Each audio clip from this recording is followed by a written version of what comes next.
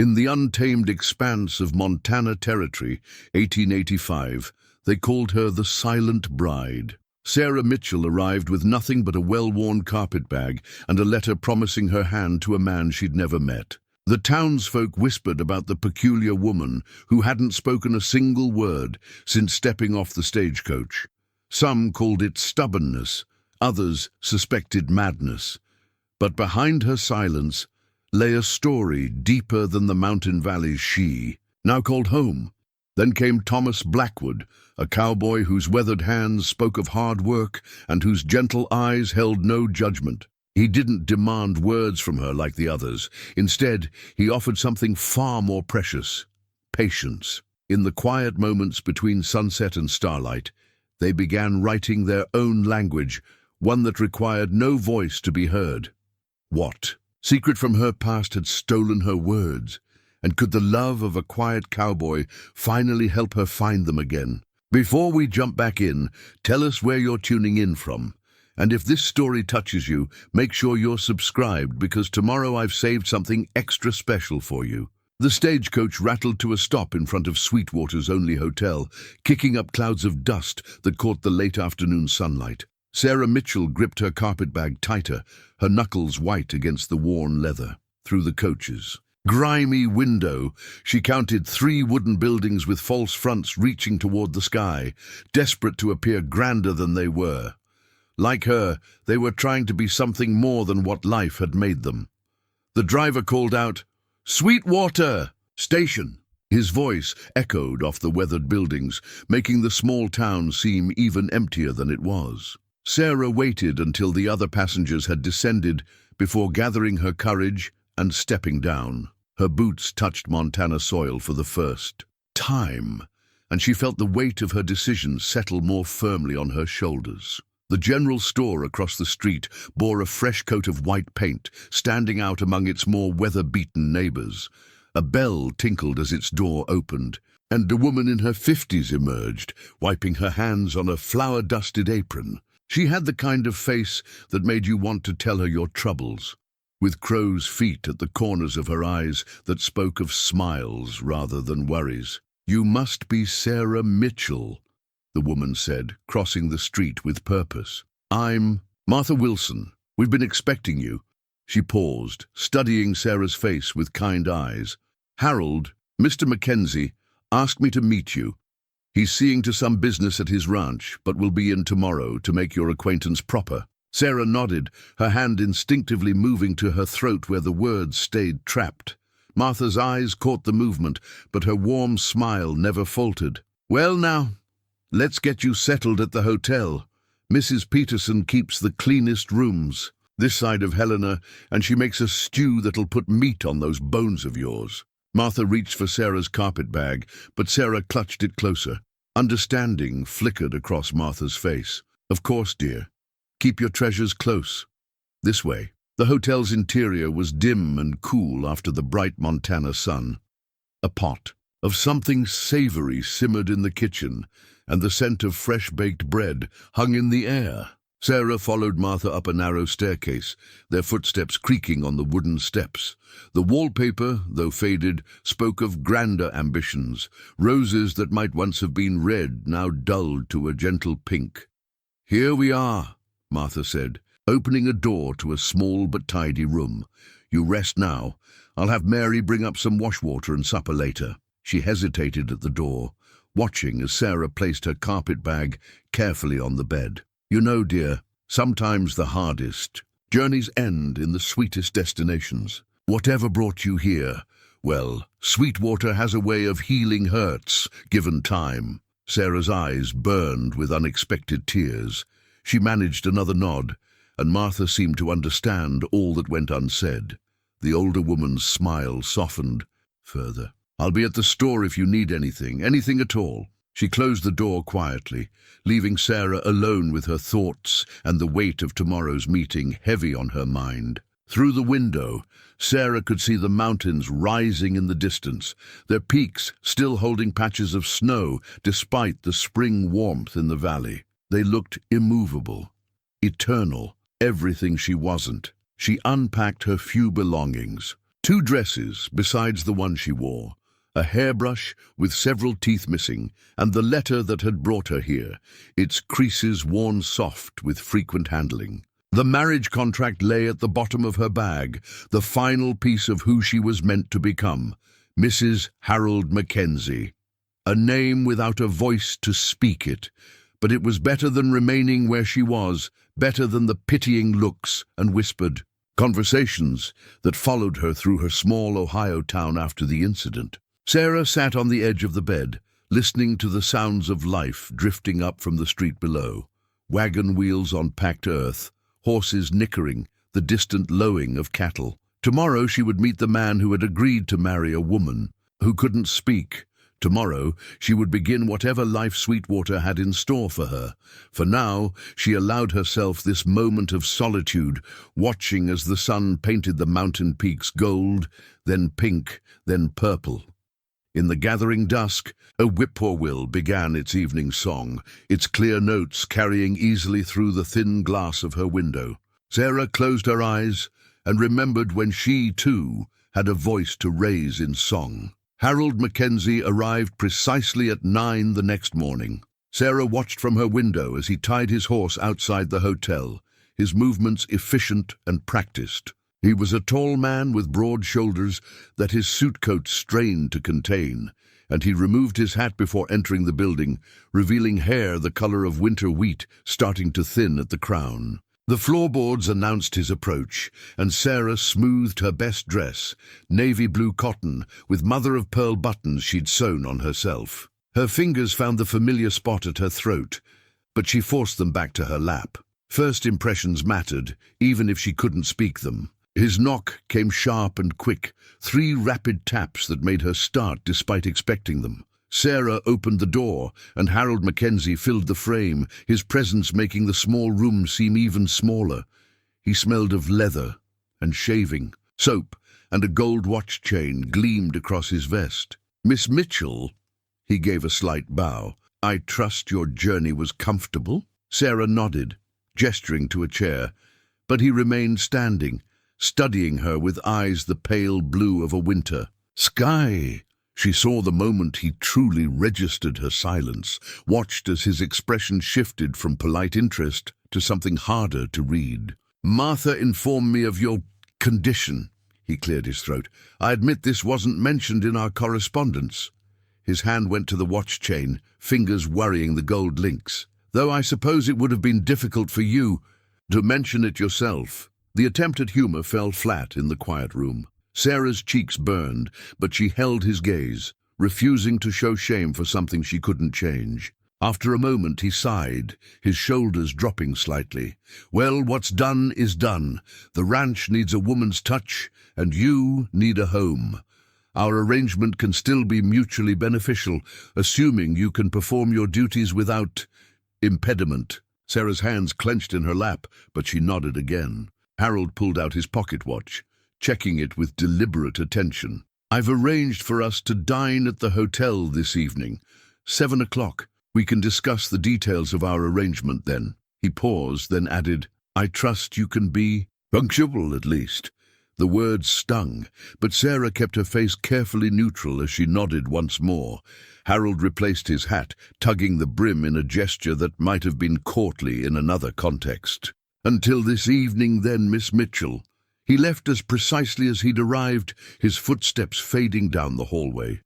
Sarah waited until she heard the street door close before allowing her shoulders to sag. She pressed her palm flat against her chest, feeling her heart racing beneath the stiff fabric of her bodice. The afternoon crawled by like molasses in winter. Sarah unpacked and repacked her carpetbag twice, pressed her dress again, though it didn't need it, and watched the street below her window until the shadows began to lengthen across the dusty road.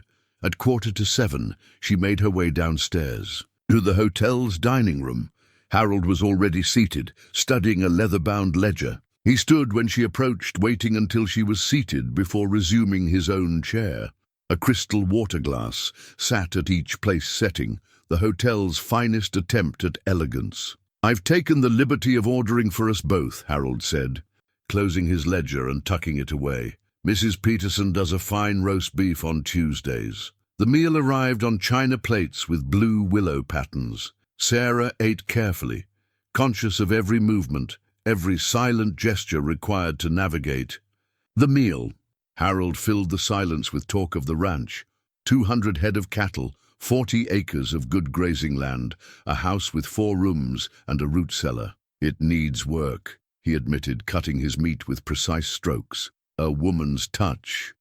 As I said, the last few years since Margaret passed have been, well, he took a sip of water. We'll be married by the circuit preacher when he comes through next month. That should give you time to prepare whatever you need.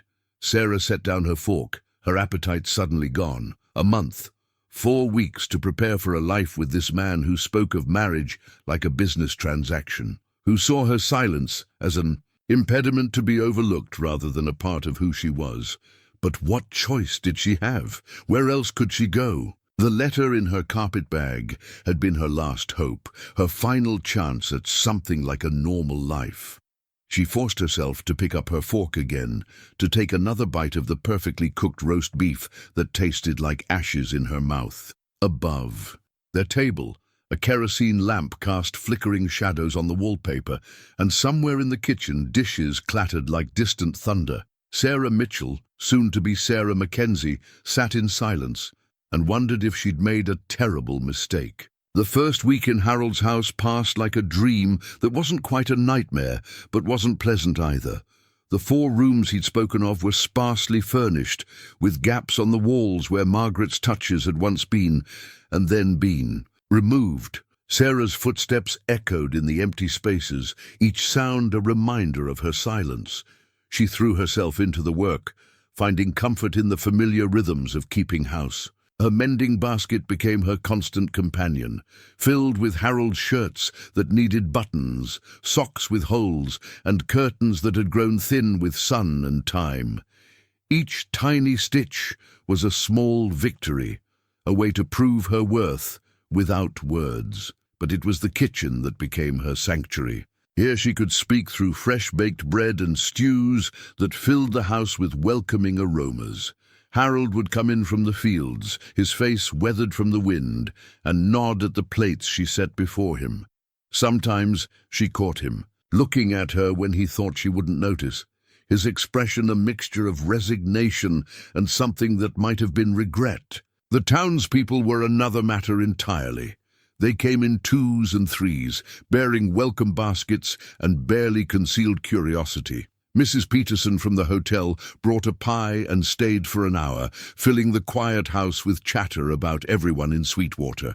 Sarah learned more than she needed to know about who owed money to whom, which marriages were happy, and which were held together by nothing more than habit and stubbornness. "Of course you're doing the Christian thing, Harold," Mrs. Peterson said as she prepared to leave, her voice carrying clearly from the front room to where Sarah stood in the kitchen. "Taking in a woman with her affliction.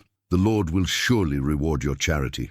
Sarah's hands stilled on the dish she was drying. Through the doorway she saw Harold shift uncomfortably in his chair. "It's a business arrangement, nothing more," he replied, his tone clipped. "The ranch needs a woman's touch. Still, it's very generous of you. Though I do wonder—" Mrs. Peterson's voice dropped to a stage whisper that carried just as clearly as her normal speech. "What happened to make a young woman lose her voice? It's not natural, is it?" Sarah set the dish down carefully and slipped out the back door before she could hear Harold's response. The spring air was cool on her heated cheeks as she made her way to the small kitchen garden that had gone wild in Margaret's absence. Kneeling in the dirt, she began pulling weeds with perhaps more force than necessary. That's where Martha found her an hour later, surrounded by uprooted weeds and with soil staining the knees of her dress. The older woman took one look at Sarah's face and settled herself on an overturned bucket nearby. "Mrs. Peterson's been making her rounds, I see." Martha's voice was gentle. That woman could talk the ears off a cornstalk and never notice it wasn't listening. She reached out and stilled Sarah's hands, which were still pulling at the weeds. "The garden will wait, dear. Come have some tea with me." Inside, Martha shooed Harold out of his own house with a firmness that brooked no argument. "Mary needs help at the store," she told him. "The new shipment of feed came in, and those sacks are too heavy for a young girl to manage." Once he was gone, Martha set about making tea, moving through the kitchen as if she'd always known where everything was kept. Sarah watched her, wondering how many times she'd done this same dance when Margaret was alive.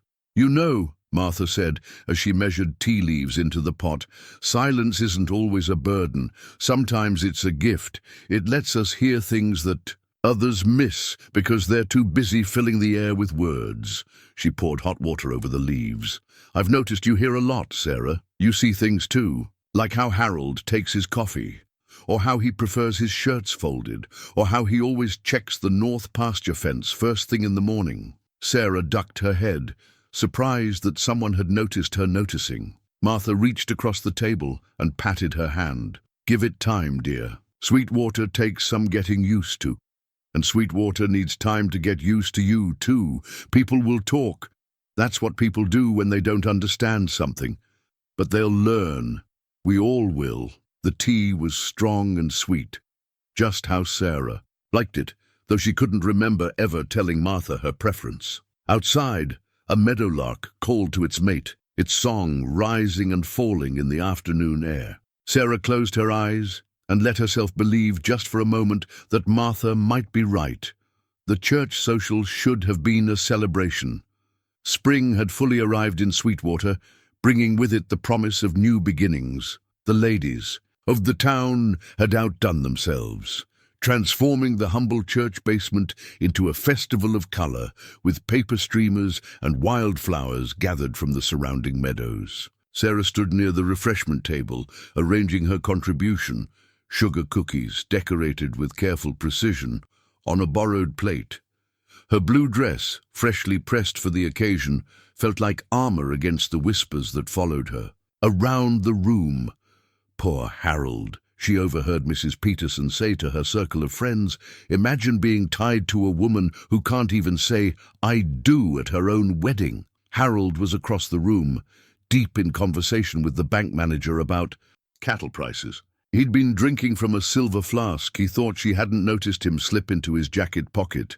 His cheeks were flushed, his voice carrying louder than usual. The evening might have passed without incident if young Tommy Peterson hadn't knocked over the punch bowl while chasing his sister.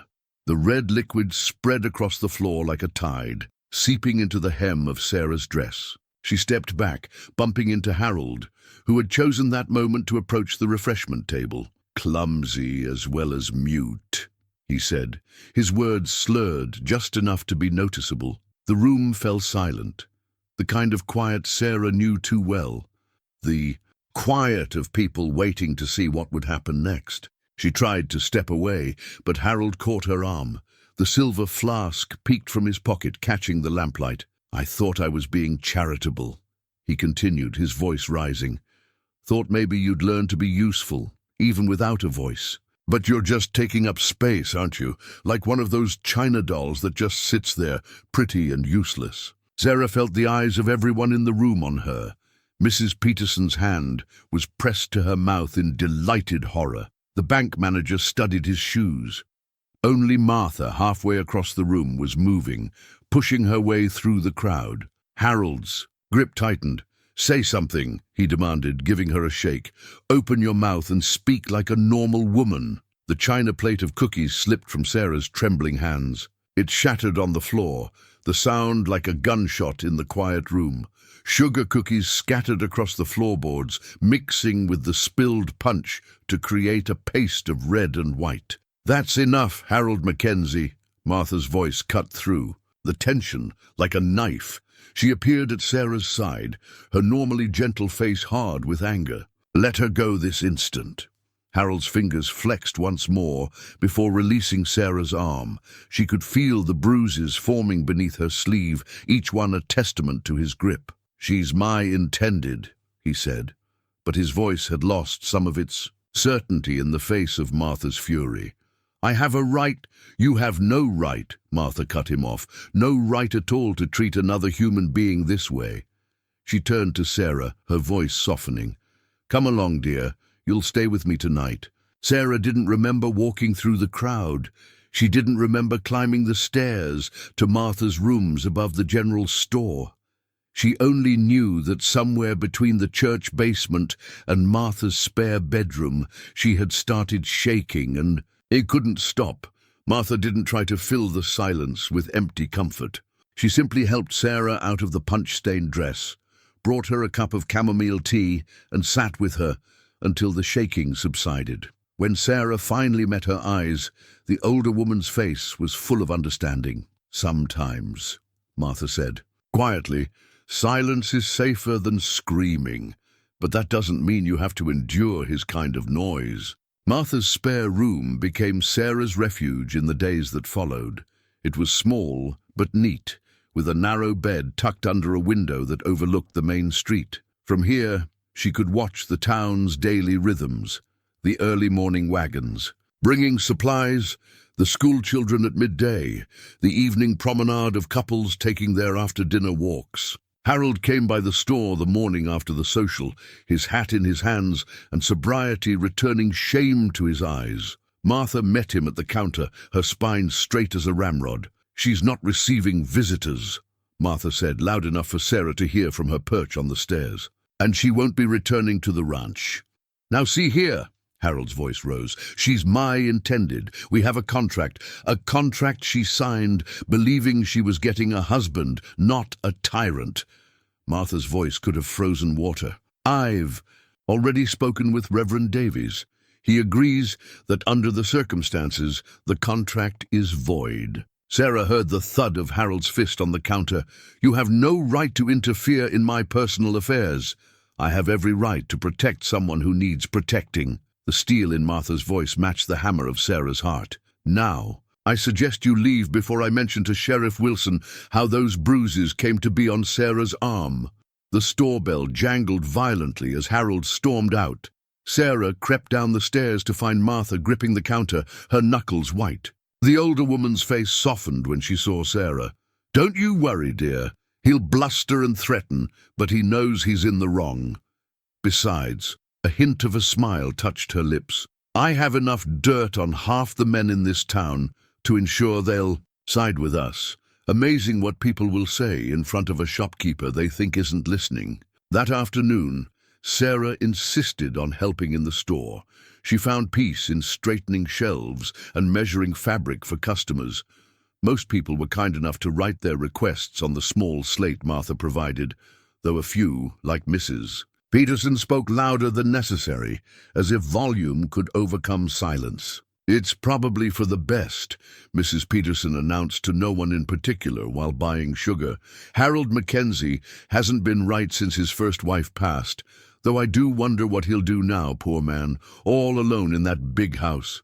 Martha's pointed cough sent Mrs. Peterson scurrying, but her words lingered like dust in sunlight. Sarah thought of the empty rooms, the gaps on the walls, the garden she'd barely begun to reclaim. She thought of Harold's face when he'd first seen her, before disappointment and drink had hardened his eyes. That evening, as they sat drinking tea in Martha's cozy sitting room, Sarah pulled out her slate and wrote, "What will happen to me now?" Martha read the words slowly, then reached across to squeeze Sarah's hand.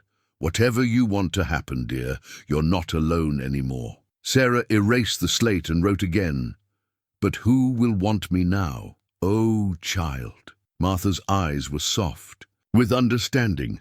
"The right person won't want you despite your silence. They'll love you complete with it just as you are." Outside, the sun was setting behind the mountains, painting the sky in shades of promise. Sarah watched the colors fade and felt, for the first time since stepping off the stagecoach, that maybe she had found her way home after all. Not in Harold's empty house, but here in this room above a general store, with a woman who understood that some kinds of strength came wrapped in silence. Thomas Blackwood rode into Sweetwater on a Tuesday morning, the sun at his back and spring mud still clinging to his horse's hooves. Sarah was arranging penny candy jars in the store window when she first saw him. his shadow falling across the glass like a painting coming to life. He dismounted with the easy grace of a man who'd spent most of his life in the saddle, though he couldn't have been much past 30. Unlike the local cowboys who came through town in unwashed groups, loud and boisterous, Thomas moved with a quiet deliberation that caught Sarah's attention. His clothes were trail-worn but clean, his dark beard neatly trimmed. When he entered the store, the bell announcing his arrival with its familiar tinkle, he removed his hat and nodded politely to both Sarah and Martha. "Ma'am," he said, his voice carrying the soft drawl of Texas, "I'm looking for work. Heard tell that some of the ranches hereabouts might be hiring for the spring drive." Martha was already reaching for her slate, but Sarah surprised herself by stepping forward first.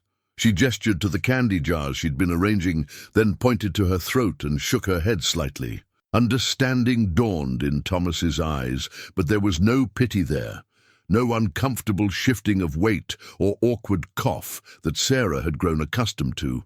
He simply nodded again and spoke directly to her.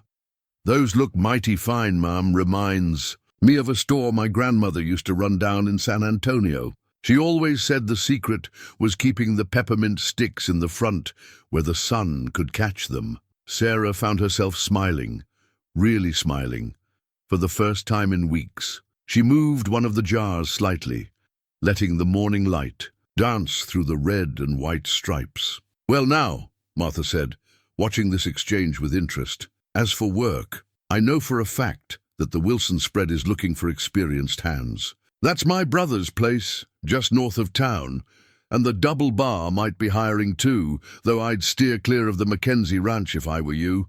Some troubled waters there at present." Thomas's eyes flickered briefly to Sarah, then back to Martha. "Appreciate the warning, ma'am. Would you be kind enough to point me toward the Wilson place?" Martha gave him directions, then added casually, "You'll be needing supplies, I expect. Sarah here can help you while I see to the mail that just came in." Left alone with Thomas, Sarah found herself strangely calm. She moved behind the counter and pulled out an order slip, ready to write down whatever he needed. But Thomas surprised her again. "If you don't mind," he said, pulling a small leather journal from his saddlebag, "I keep a list. Helps me remember what I need when I'm on the trail." He opened the journal to a well-worn page and showed her his neat handwriting. "Coffee, sugar, bacon, beans, ammunition for a Winchester rifle." Sarah gathered the items efficiently, weighing and measuring with practiced ease. As she worked, she noticed Thomas sketching in his journal, his pencil moving quickly across the paper. When she finished totaling his order, he turned the journal so she could see. There on the page was a rough but recognizable sketch of the store interior, with its rows of jars catching the morning light. "My hands are better at drawing than writing," he explained, a slight flush coloring his weathered cheeks, "though I manage both when needed." Sarah touched the corner of the sketch lightly, tracing the careful lines that captured not just the scene, but the feeling of the morning sun through the windows. She looked up to find Thomas watching her with gentle eyes that held neither expectation nor demand. Martha chose that moment to return, carrying a stack of letters. "Found what you needed?" she asked, though her gaze moved thoughtfully between Sarah and Thomas. "Yes, ma'am, and then some." Thomas carefully closed his journal and reached for his purchases. "Much obliged for your help, both of you." At the door, he paused and turned back. "I might be in town a while. If the Wilson place works out, would it be all right if I stop by again? The light in here, well, it's good for drawing." Sarah nodded before she could think better of it, and Thomas's smile crinkled the corners of his eyes. "Until then," he said softly, and was gone, the bell marking his departure as gently as it had announced his arrival. Martha waited until his horse's hoofbeats had faded before saying, "Well now, that's a different sort of cowboy, isn't he?" Sarah busied herself straightening the candy jars, but she couldn't hide her smile. Different indeed. Over the next few weeks, Thomas Blackwood became as regular a fixture in the store as the penny candy jars in the window. He'd stop by in the early mornings before heading out to the Wilson ranch, or in the evenings when the day's work was done. Sometimes he'd buy small items, tobacco, matches, a new pencil for his sketching. Other times he'd just sit on the porch with his journal, drawing the town as it came alive, with the spring thaw. Sarah found herself looking forward to these quiet visits. Thomas had a way of making silence comfortable, of speaking just enough to carry both sides of a conversation without making her feel lacking. He'd tell her about his day, cattle branded, fences mended, the first wildflowers spotted in the high meadow, while his pencil moved across paper, creating worlds in graphite and shadow. One evening, he brought her a gift, wrapped clumsily, in brown paper. Inside was a small wooden bird, its wings swept back as if in flight. The carving was rough but full of life, each feather suggested by careful knife strokes. "Made it during my lunch break," he said, rubbing the back of his neck, as she turned it over in her hands. "Reminded me of that meadowlark that's been singing outside the store, the one you always stop to listen to." Sarah hadn't realized he'd noticed that about her, how she paused in her work whenever the bird's song floated through the open door. She clutched the carving to her chest, hoping her eyes could convey what her voice couldn't. "I know it's not much," Thomas continued, misreading her emotion for disappointment. "I'm better with a pencil than a knife, truth be told." Sarah shook her head firmly and placed the bird in the window among the candy jars, where the setting sun caught its wings and made the wood glow like amber. Thomas's smile when he saw her do this was brighter than any sunset. Martha watched these interactions with knowing eyes, but said little. She did, however, find more reasons for Thomas to help around the store. A shelf that needed fixing, a delivery too heavy for Sarah to manage alone, a new display that required a man's height to arrange. It was during one of these tasks that Harold McKenzie chose to make his reappearance. He pushed through the door like a storm cloud, bringing with him the smell of whiskey and wounded pride. Sarah was behind the counter, Thomas up on a ladder fixing a loose board in the ceiling. "So this is why you won't come back," Harold spat, swaying slightly. "Found yourself a replacement already, have you?" Thomas descended the ladder slowly, deliberately, placing himself between Sarah and Harold without making it obvious that's what he was doing. "Mr. McKenzie," he said quietly, "might want to think careful about your next words. Don't tell me what to think in front of my own intended." Harold took a step forward, but Thomas didn't move. "Way I hear it," Thomas said, his voice still. Calm, but with an edge of steel beneath it. The lady's made her choice clear enough, even without words. Harold's face darkened. "She's damaged goods," he snarled. "Think I don't know why she can't speak? Something in her past, something she's hiding. You want that kind of woman?" Sarah felt each word like a physical blow, but before she could react, Thomas spoke again. "Only thing damaged here is your pride, Mr. McKenzie, and pride's a poor reason to hurt someone who's done you no wrong." For a moment, Sarah thought Harold might throw a punch.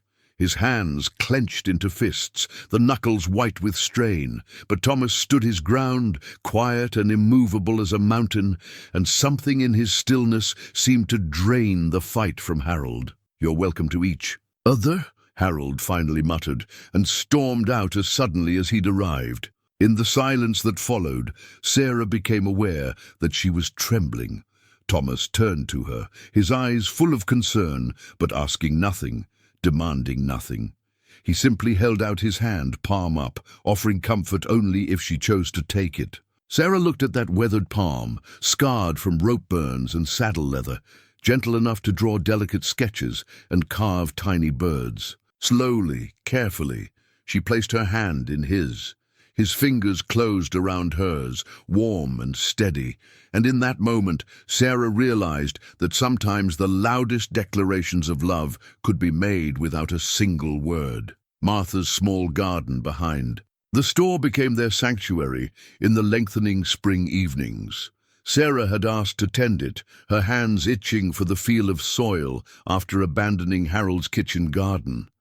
Thomas, it turned out, knew a fair bit about growing things from his grandmother's teachings. "She always said a garden needs talking to," he told Sarah one evening as they worked side by side, pulling weeds from around tender vegetable shoots. but I reckon they respond just as well to caring hands and a gentle heart. Sarah glanced up at him through her bonnet's brim, catching the way his eyes crinkled at the corners when he smiled. He'd taken to removing his shirt while they worked, and the setting sun bronzed his skin, highlighting old scars and the play of muscles beneath tanned flesh. She quickly looked back at her work, hoping he hadn't noticed her staring. But Thomas noticed everything about her.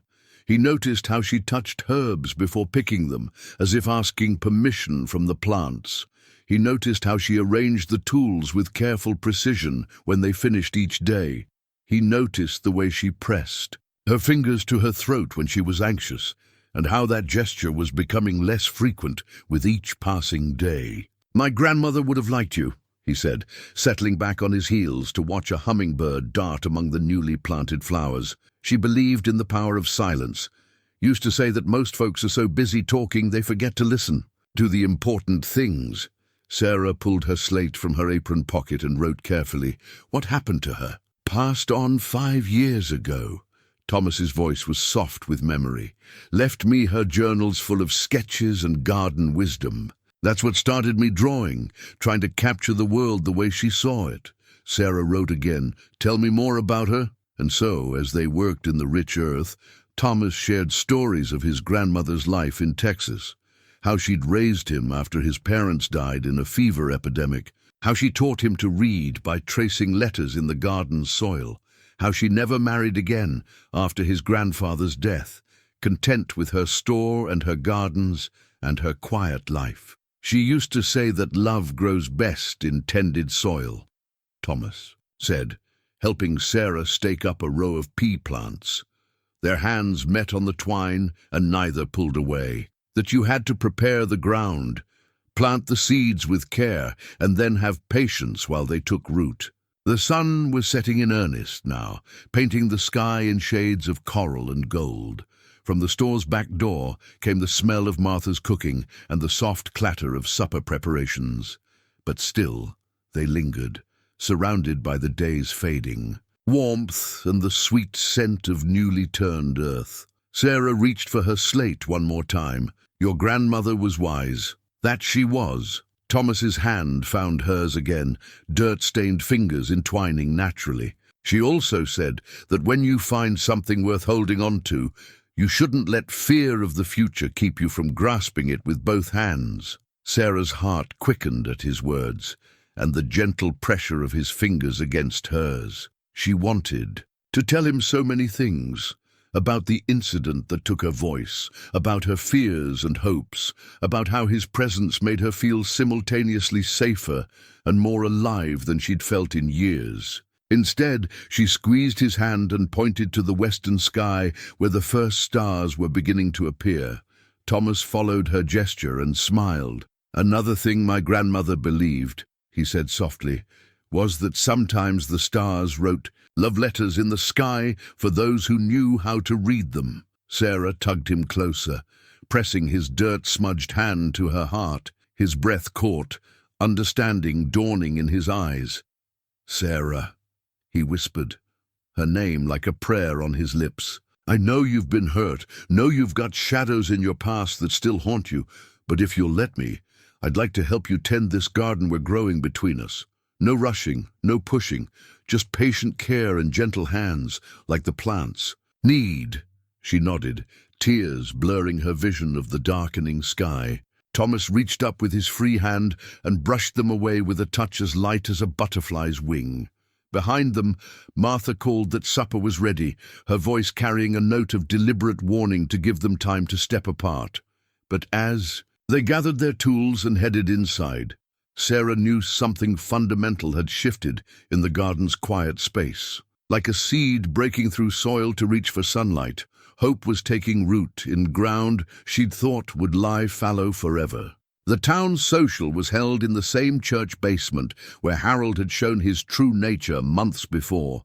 Sarah hesitated at the top of the stairs, her hand tight on the banister.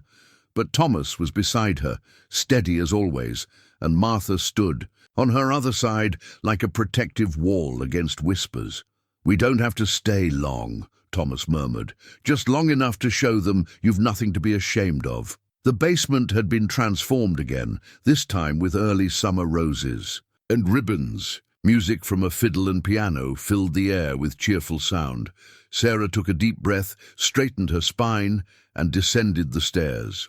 Conversations stuttered as they entered, then resumed with increased intensity. Mrs. Peterson's voice, carried above the others, "Well, I never! The nerve of them coming together like that!" But Thomas merely smiled, leading Sarah to a quiet corner where they could observe the dancing. His journal was in his hand. It went everywhere with him these days, and he began sketching the scene. Whirling skirts, laughing faces, the way the lamplight caught in the roses' petals. "Look there," he said softly, pointing with his pencil. "See how young Tommy Peterson keeps stepping on Mary Wilson's toes. But she doesn't mind because she's sweet on him. And over there," his pencil moved to where the banker's wife was fanning herself vigorously. "Mrs. Harrison's new dress is too tight, but she won't admit it." Sarah found herself smiling as Thomas captured these small human moments in quick, sure strokes. He had a way of seeing beauty in the ordinary, finding stories in the simplest gestures. When he sketched her, and he did often, she saw herself. Through his eyes, strong, graceful, complete exactly as she was. The music changed to a waltz, something slow and sweet that Sarah remembered from her youth. Thomas set aside his journal and stood, offering his hand with a slight bow. "Would you do me the honor?" Sarah hesitated. She hadn't danced since before, but Thomas's hand remained extended, patient and inviting, and she found herself taking it. He led her onto the floor with the same gentle confidence he showed in everything. Other couples moved aside, some with surprise, others with small smiles. Thomas's hand settled at her waist, warm and sure, while the other held hers as if it were something precious. "Just follow my lead," he whispered, and then they were moving. The first steps were tentative, but Thomas never faltered.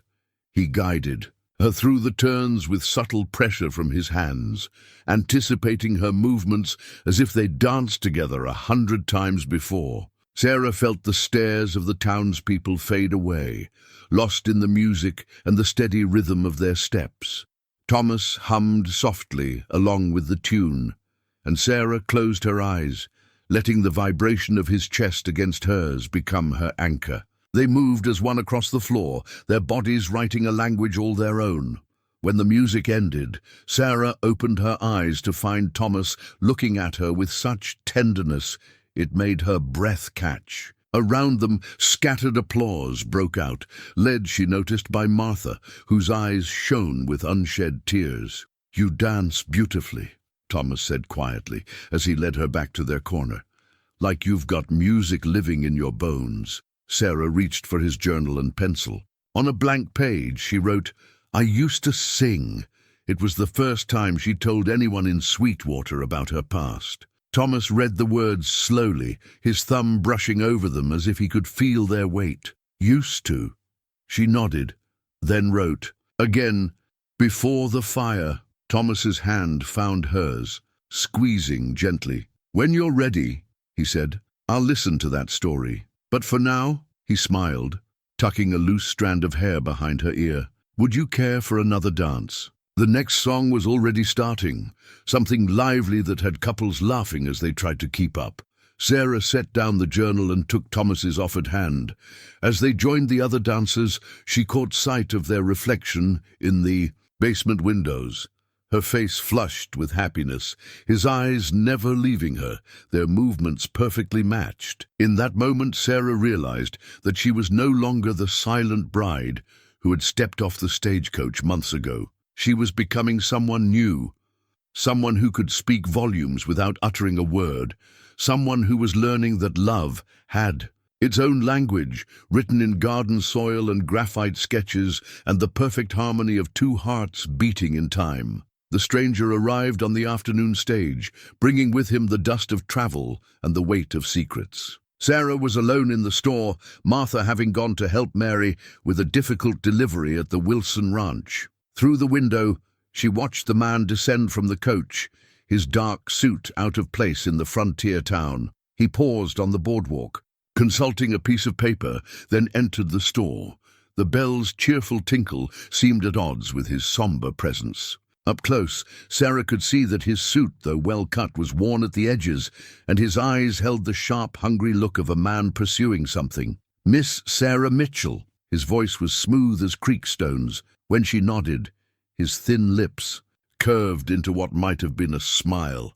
"Or should I say Miss Sarah Collins?" The sound of her old name hit her like a physical blow. Her hands gripped the counter's edge as the stranger continued. "I've been looking for you for quite some time. Ever since the unfortunate incident at the Collins family estate."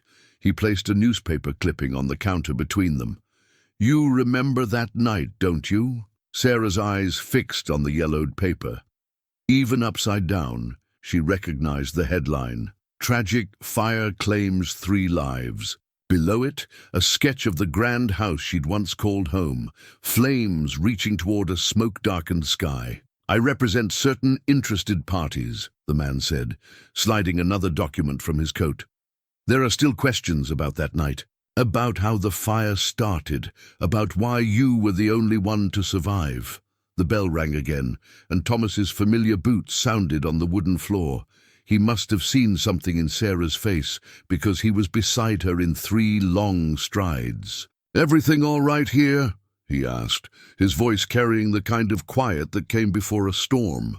The stranger straightened, assessing Thomas with cold eyes. "Private business matter, nothing that concerns a common cowhand." "Way I see it," Thomas said. "Anything that puts that look on the lady's face concerns me plenty." Sarah's trembling fingers found Thomas's arm. He covered her hand with his own, warm and solid and real, anchoring her to the present moment. The stranger's lips thinned further. "Perhaps we could discuss this somewhere more private, Miss Collins?" "The lady's name is Mitchell," Thomas said firmly, "and she's not going anywhere with you." Just then, the door opened a third time, admitting Martha and Mary, their faces bright from successful delivery and shared joy. The scene before them stopped them short. Sarah pale and shaking, Thomas protective beside her, the stranger with his accusations hanging in the air like smoke. Martha took in the situation with one sharp glance. "Mary, dear, run fetch your father. Tell him we need him at the store. Official business." Mary disappeared without a word. Martha moved behind the counter, placing herself at Sarah's other side. "Now then," she said, her voice steel-wrapped in silk, "I believe you were just leaving, sir." "This isn't finished," the stranger warned, gathering his papers.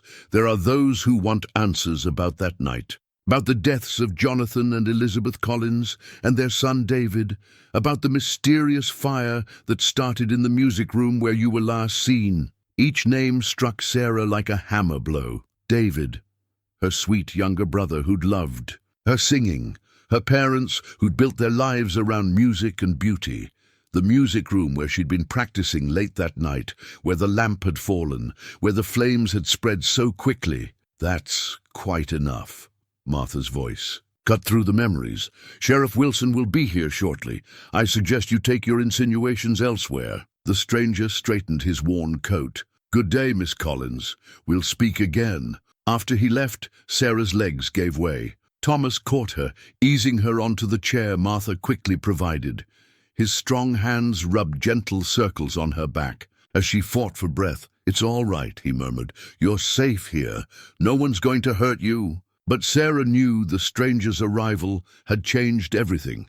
Her past, which she'd tried so hard to leave behind, had followed her to Sweetwater. Soon they would all know the truth. About the fire, about her silence, about the guilt she'd carried for so long.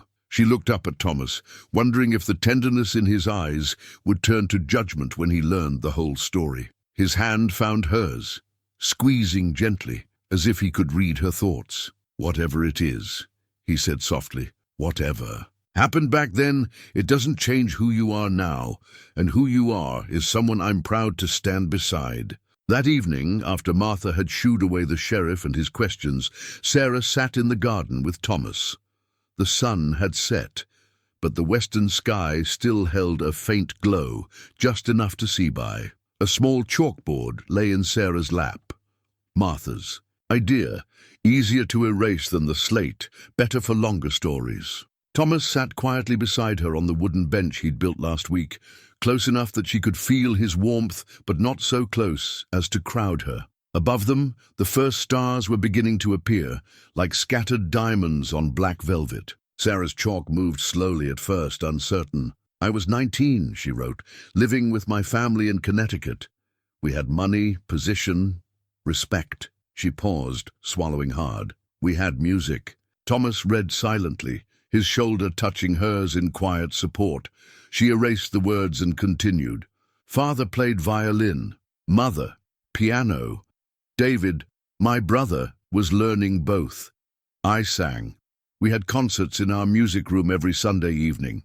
The chalk trembled slightly. That night I was practicing late, a new piece for the next concert. She had to stop then, the memories threatening to overwhelm her. Thomas's hand found hers in the growing darkness, warm and steady. Take your time, he murmured. I'm not going anywhere. The chalk moved again, stronger now. The lamp fell. I don't know how. Maybe I bumped the table, maybe the cat. I tried to catch it, but the oil spilled. The flames spread so fast. Her hand was shaking so badly that the words were barely legible. I screamed for them to wake up. I screamed until I couldn't scream any more. Thomas's arms slipped around her shoulders, drawing her close as silent tears fell onto the chalkboard, smearing the words. She let the chalk fall, turning her face into his chest as the sobs she'd held back for 2 years finally broke free. He held her through the storm, one hand stroking her hair while the other kept her anchored against his heart. When the sobs subsided, he reached down and picked up the fallen chalk, pressing it gently back into her hand. Sarah took a shuddering breath and continued writing. The smoke was so thick, I couldn't find them. A neighbor pulled me out just before the roof collapsed. They said I was still singing when they found me, but I haven't made a sound since that night. Oh, my brave love, Thomas whispered, the endearment falling naturally from his lips. You've carried this alone for so long. She erased the board with trembling fingers. Now you know why I can't speak, why that man is here. Some people think I started the fire on purpose to inherit everything, but I loved them so much. I believe you, Thomas said firmly, and anyone who knows you, truly knows you, would believe you too. Sarah turned to look at him, really look at him, in the deepening twilight. His face held nothing but compassion and something deeper, something that made her heart flutter despite her pain. That stranger, he continued, he's not here for justice. Men like that, they feed on other people's pain. But you're not alone anymore, Sarah. You've got Martha and Mary and the sheriff on your side. And you've got me, for as long as you want me. She wrote one last time on the chalkboard. What if I want you forever? Thomas's breath caught. Slowly, giving her time to pull away, he raised his hand to cup her cheek. Then forever it'll be, he said softly, if you'll have a simple cowboy who's more at home with horses than high society. Sarah let the chalkboard slide to the ground as she leaned forward to press her lips to his. The kiss was gentle, tender, a promise written without words. When they parted, Thomas rested his forehead against hers. We'll face whatever comes together, he promised.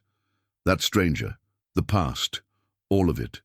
And someday, when you're ready, maybe you'll find your voice again. But even if you don't know this, I hear you clear as day, Sarah Mitchell. I hear every word your heart speaks. In the garden's darkness, surrounded by the scent of earth and growing things, Sarah felt something shift inside her. The weight of her secret, shared at last, seemed lighter somehow. And though she couldn't yet imagine ever speaking again, she knew that Thomas was right. There were many ways to be heard, to be understood, to be loved. The stars continued their slow dance overhead, witnesses to promises made in silence, but sealed with all the strength of spoken vows. The wanted poster appeared on Sheriff Wilson's desk the next morning, carried by the stranger who now had a name, James Barrett, private investigator. The paper was creased and worn, but the face staring out from it was unmistakably Harold McKenzie's, though under a different name. "William Hawkins," Barrett read aloud to the gathered group. "The sheriff, Martha, Thomas and Sarah. Wanted in 3 states for insurance fraud, arson, and suspicion of murder. His preferred scheme involves marrying women with property, arranging unfortunate accidents, and collecting the insurance money." Sarah sat very still in her chair, Thomas's hand steady on her shoulder. The sheriff studied the poster, his weathered face grim. "And you believe he came here tracking Miss Mitchell?" he asked. Barrett nodded. He must have learned about the Collins fire, figured she'd be vulnerable. Easy target, a mute woman with a suspicious past. But something spooked him. Maybe her silence wasn't what he expected, maybe he got impatient. Either way, he's moved on to his next scheme. "The ranch mortgage," Martha said suddenly. "He's been borrowing heavily against it, talking about improvements. No one's ever seen—" "Classic pattern," Barrett confirmed. "He takes out loans, insures heavily, then arranges an accident. Usually fire. It destroys the evidence." Thomas's grip tightened on Sarah's shoulder. "The night of the social," he said, quietly, "when he was drinking. He kept muttering about smoke and justice." The sheriff stood, checking his gun belt. "Mary saw him riding toward the ranch early this morning. Said he had supplies from the store. Oil, matches, that sort of thing. He'll want to do it tonight." Barrett said, "New moon, less chance of being seen." Sarah grabbed her slate, writing quickly, "He can't destroy the ranch. Margaret's roses still bloom there." The simple words carried the weight of something larger, the knowledge that another home, another life, couldn't be lost to flames set by malicious hands. "We'll stop him," Thomas promised, but Sarah was already writing again. "I know how he thinks. I know about fire." Her hand trembled, but her writing was clear. "Let me help." The men began to protest, but Martha stepped forward. "She's right. Sarah knows fire's voice better than any of us, and she deserves to face this demon." Sheriff Wilson looked between them all, then nodded slowly. "We'll need a plan, and we'll need to move fast." As they bent their heads together to strategize, Sarah felt a strange calm settle over her. 2 years ago, she'd been helpless against the flames that took her family. But tonight would be different. Tonight, she would face her fears with strength at her back and love at her side. The wanted poster lay forgotten on the sheriff's desk, Harold's false face staring up at the ceiling. Soon he would learn that some silences held not weakness, but steel, and some voices, once found, could not be silenced by fear or flame. Outside the sheriff's office, Sweetwater went about its morning business, unaware that by nightfall, the truth about both Harold McKenzie and Sarah Mitchell would be written in letters of fire against the dark prairie sky. They caught Harold, William Hawkins, in the act of spreading oil along the ranch house's back wall. The new moon made the night pitch black, but Sarah saw him clearly in the light of his own lantern. He worked with the efficiency of someone who had done this before, someone who knew exactly how fire would spread and where it would burn hottest. Thomas and the sheriff approached from different directions, moving as quietly as hunting cats. Barrett hung back with Sarah and Martha, watching from the shadows of the barn. The plan was simple: catch him in the act, take him alive, let justice be served in a proper court. But plans, like silence, can be broken. Harold must have heard something, a boot scuff, a whisper of movement. He spun, lantern raised, and Sarah saw his face twist with rage when he spotted Thomas. "Should have known you'd interfere," he snarled, reaching for his gun belt. Everything happened at once. The sheriff shouted a warning. Thomas dove for cover. The lantern slipped from Harold's hand as he drew his pistol, hitting the oil-soaked wood with a crash of breaking glass. The flames caught instantly, racing along the wall with hungry eagerness. Harold fired twice, the shots crackling like lightning. In the darkness, then Sarah was running, not away from the fire this time, but toward it. She heard Thomas calling her name, heard Martha's frightened gasp.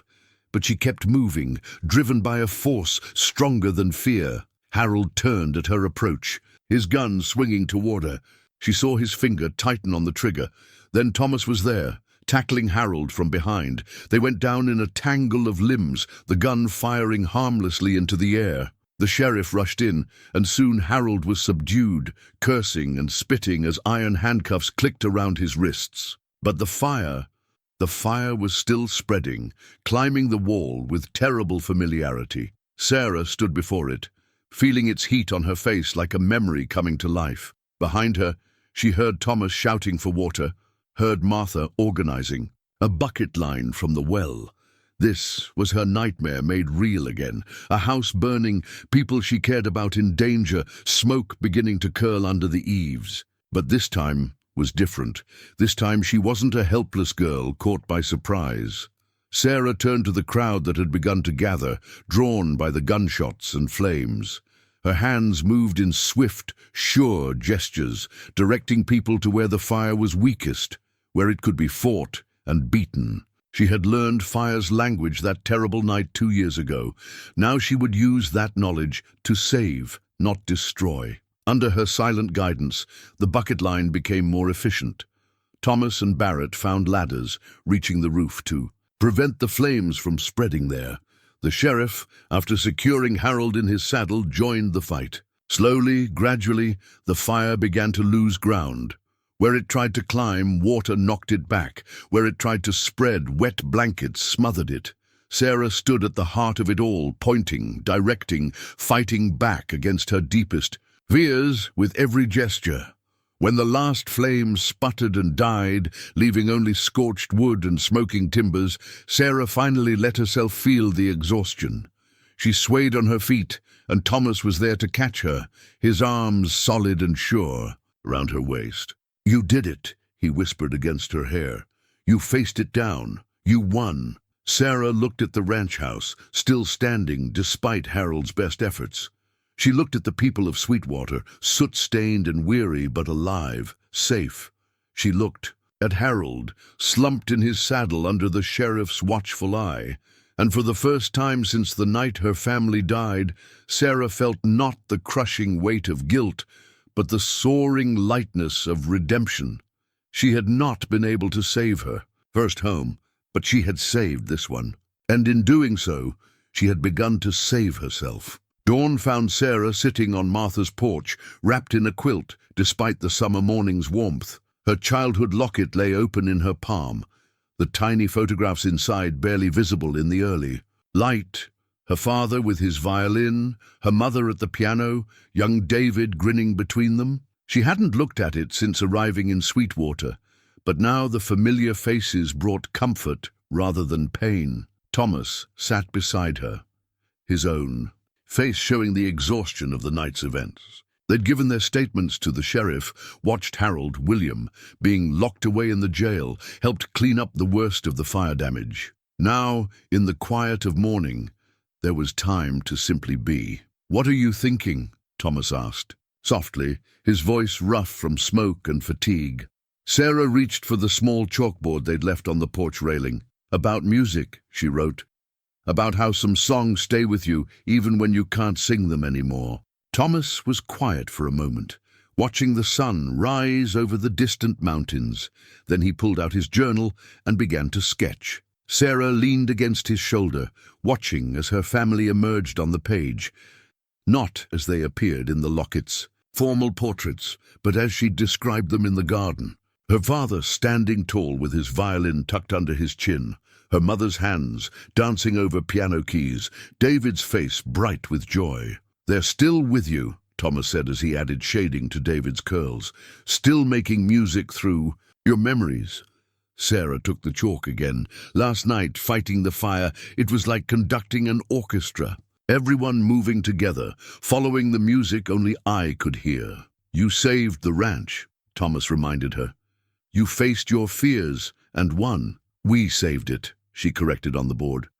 "I wasn't alone this time." Thomas set aside his journal and took her hands in his. "Sarah," he said, his voice gentle but serious, "I have something to ask you, and I want you to know that your answer, however you choose to give it, will be enough." She felt her heart skip, then steady. She knew what was coming. had seen it in his eyes for weeks now, had felt it growing between them like the flowers in Martha's garden. "I love you," he said simply.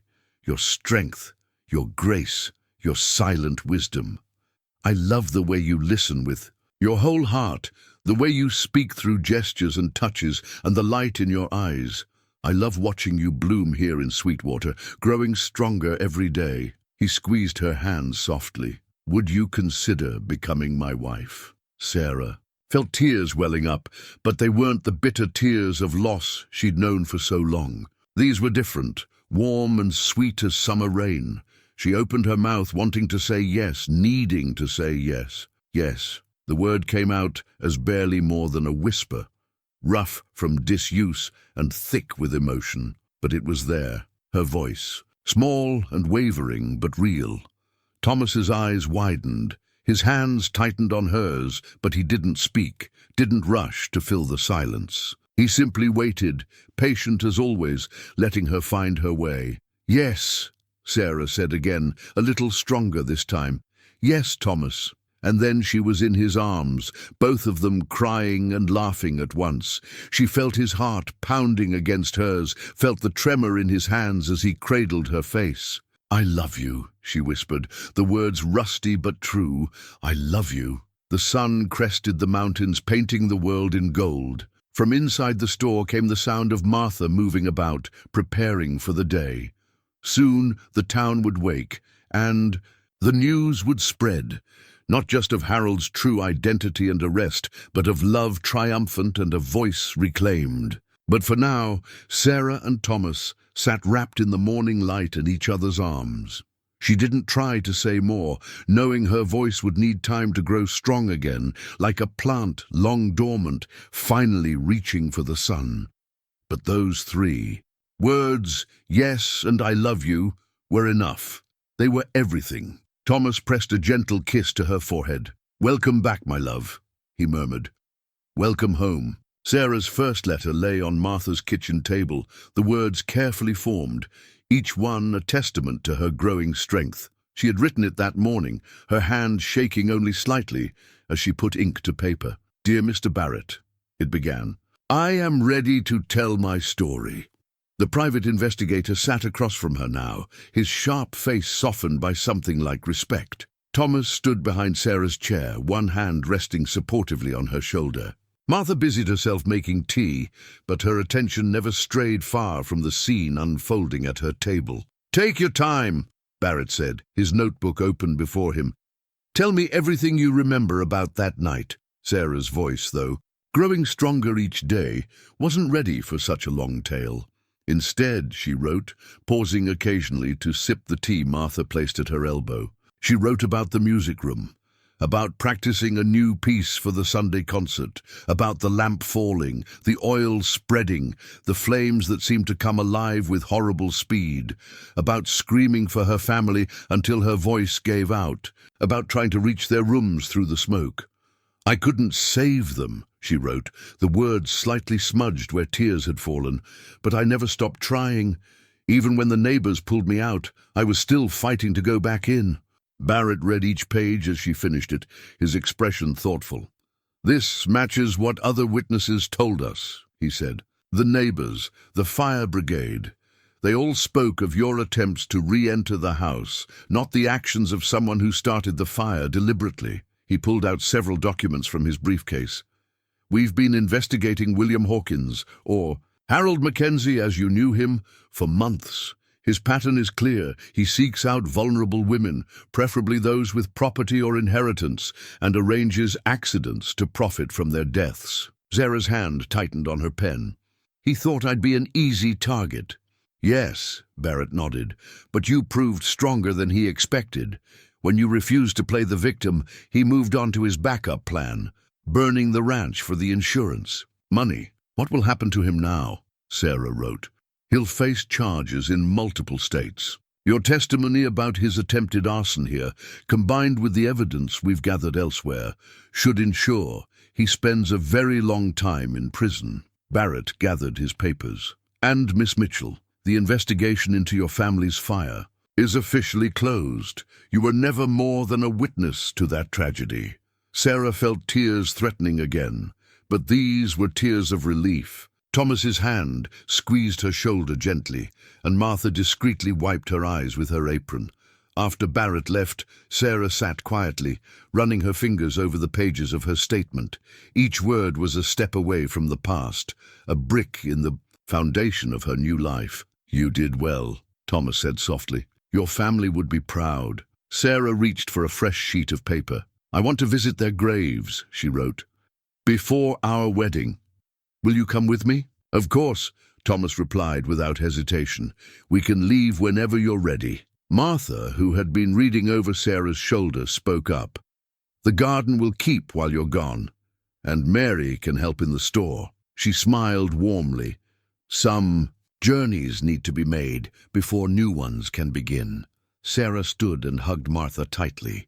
Then she took Thomas's hand and led him to the porch, where his journal lay waiting. Together they sat in their usual spot, watching the town go about its business. "Tell me about them," Thomas asked quietly, "what they were like in everyday moments." And Sarah began to write, filling pages with memories she'd kept locked away for too long. About her father's habit of humming while he read the newspaper. About her mother's secret drawer of penny novels. About David's constant questions and bright laughter. As she wrote, she found herself making small sounds, huffs of amusement at funny memories, soft hums of agreement when Thomas asked questions. Her voice, like a shy, wild thing, was slowly learning to trust again. Thomas sketched as she wrote, bringing her memories to life on paper. Under his talented hands, the Collins family emerged not as the formal portraits in her locket showed them, but as she remembered them, vital, loving, alive in her heart. The afternoon sun painted Sweetwater in shades of gold, and from somewhere nearby came the sound of a meadowlark's song. Sarah leaned against Thomas's shoulder, at peace with both her past and her future. She had lost one family, but found another. Lost her voice, but gained a different way of speaking. Lost her old life, but built a new one, stronger for being. Chosen rather than given. And she knew with quiet certainty that the best songs were still waiting to be sung. The courthouse in Helena was a grand affair of red brick and white columns, trying its best to bring Eastern dignity to the Montana territory. Sarah stood at the bottom of its steps, her hand tight in Thomas's, while Martha fussed with the collar of her best dress. "Remember," Martha said, smoothing invisible wrinkles from Sarah's shoulders, "you only need to speak as much as you're able. The written testimony is already entered into evidence." "I want to speak," Sarah said softly. Her voice, though still quiet, had grown stronger during their journey east. Each mile from Sweetwater had seemed to loosen something in her throat, as if distance from the place where she'd been silent helped her find her words again. The main courtroom was packed with spectators. News of William Hawkins' capture had spread, bringing curiosity seekers from across the territory. Sarah saw other women in the gallery, some she recognized from Barrett's investigation, others strangers who perhaps saw their own close calls in her story. Harold, William, sat at the defendant's table, his face a mask of injured innocence. He'd cleaned up for the trial, his hair neatly trimmed, his suit pressed, but Sarah could see the coldness in his eyes when he looked at her. The same coldness she'd glimpsed that night at the church social. The prosecutor called her name, and Sarah rose. Thomas squeezed her hand once before letting go.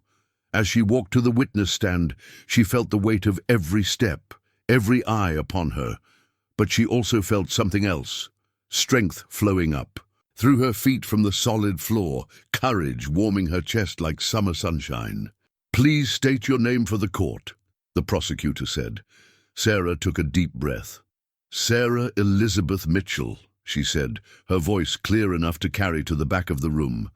"Formerly, Sarah Collins." A murmur went through the gallery. William's lawyer leaned forward, obviously surprised by her voice. They'd expected the silent woman from the written testimony, perhaps thought to use her muteness to cast doubt on her story. "Miss Mitchell," the prosecutor continued, "please tell the court about the events of May 15th of this year." And, Sarah did. She told them about the church social, about William's drunken cruelty, about finding sanctuary with Martha, about his attempts to force her return, about the night he tried to burn down the ranch, about the familiar smell of lamp oil and the terrible speed of flame. "Why didn't you tell anyone about his threats earlier?" the prosecutor asked. "I couldn't speak then," Sarah said simply. "I hadn't spoken since the night my family died in a fire 2 years ago. A fire that wasn't set deliberately, as Mr. Barrett's investigation proved. A fire that taught me its language, helped me recognize what Mr. Hawkins planned to do to the ranch." William's lawyer objected, but Sarah continued, her voice growing stronger with each word. "I saw how he laid the oil, saw how he chose his starting point, where the flames would spread fastest. He knew about fire, just like I did, but he used that knowledge to destroy. I used it to save." The cross-examination was brutal. William's lawyer tried to paint her as a fortune hunter, a woman with a suspicious past who tried to trap a respected rancher into marriage. But Sarah stood firm, her voice never wavering as she told the truth. "Yes, I came to Sweetwater looking for a new start. Yes, I agreed to marry a man I'd never met. I was running from my past, from the whispers and suspicions about the fire that took my family, but I never tried to trap anyone. When I saw who Mr. Hawkins really was, I left. I found real friendship with Martha Wilson, found love with Thomas Blackwood, found my voice again, speaking truth instead of hiding in silence." She looked directly at William as she spoke her final words. "I know fire's voice, Mr. Hawkins. I know how it speaks, how it moves, how it destroys. You thought my silence made me weak, but sometimes silence teaches us to listen better, to see more clearly, to understand the difference between destruction and redemption." The jury took less than an hour to reach their verdict. Guilty on all counts, with recommendations for the maximum sentence. As the judge read the verdict, Sarah sat between Thomas and Martha, feeling the last weights of her past finally fall away. Outside the courthouse, autumn sunlight painted the world in shades of gold and amber. Sarah stood on the steps where she'd started the day, but now her hand was relaxed in Thomas's grip, her shoulders straight, her heart light. "Ready to go home?" Thomas asked softly. Sarah looked up at him, at the love and pride shining in his eyes. She looked at Martha, who was already planning the wedding they'd postponed for the trial. She looked out at the mountains in the distance, their peaks reaching toward a cloudless sky. "Yes," she said, her voice carrying all the music of her heart. "Let's go home." They stepped down into the afternoon light together, leaving behind the courthouse and its tales of fire and fear. Ahead lay Sweetwater and their garden, and all the words Sarah was finally ready to speak. Behind them, the courthouse bells began to ring, their bright song carrying across the valley like a benediction, like a promise, like a voice too long silent, finally raised in joy. The wedding took place in Martha's garden on a perfect autumn morning. Sarah stood beneath an arch twined with late roses, wearing a dress the color of cream and holding a bouquet of wildflowers. Thomas waited for her, his journal tucked into his pocket as always, his eyes never leaving her face. Martha had outdone herself with the preparations. The entire town had pitched in, turning the small garden into a wonderland of flowers and ribbons. Even Mrs. Peterson had contributed, though she still occasionally mentioned how unusual it all was, a former mail order. Bride marrying a cowboy artist, with a shopkeeper standing in place of family. But Sarah didn't hear the whispers anymore. Her attention was focused entirely on Thomas, on the love shining in his eyes, on the future stretching out before them like a road gilded by sunrise. When the Reverend asked for her vows, Sarah's voice rang out clear and strong, carrying to the very edges of the garden. "I, Sarah, take you, Thomas, to be my husband, to share silence and song, to grow gardens of hope, to draw beauty from ordinary moments, to love you with every word I speak and every word I choose not to speak, Thomas's hands trembled slightly as he held hers. "I, Thomas, take you, Sarah, to be my wife, to listen to your heart's music, to sketch our days together, to tend the gentle growing things between us, to love you in silence and in speech, in shadow and in light." Their kiss tasted of promise and early morning dew. Around them, the garden bloomed one last time before winter, roses and chrysanthemums nodding in the gentle breeze. Somewhere nearby, a meadowlark added its song to the celebration. That evening, as autumn's first stars appeared above their small house, built halfway between the store and the Wilson Ranch, Sarah and Thomas sat on their porch. His journal lay open between them, its pages filled with sketches of their wedding day. Martha crying happy tears, Mary catching the bouquet, the way the light had caught in Sarah's hair as she spoke her vows. "Sing for me," Thomas asked softly, knowing she sometimes could when it was just the two of them. Sarah smiled and began to hum the lullaby her mother had sung to her as a child. Her voice was different now, deeper, touched by smoke and silence and healing, but it was hers, and it was free. As the stars turned overhead, Sarah's song drifted out across the prairie, mixing with the night sounds of their Montana home. It was a song of loss and finding, of silence and speech, of fire that destroyed and fire that forged something stronger in its wake. It was the sound of love, speaking its truth at last.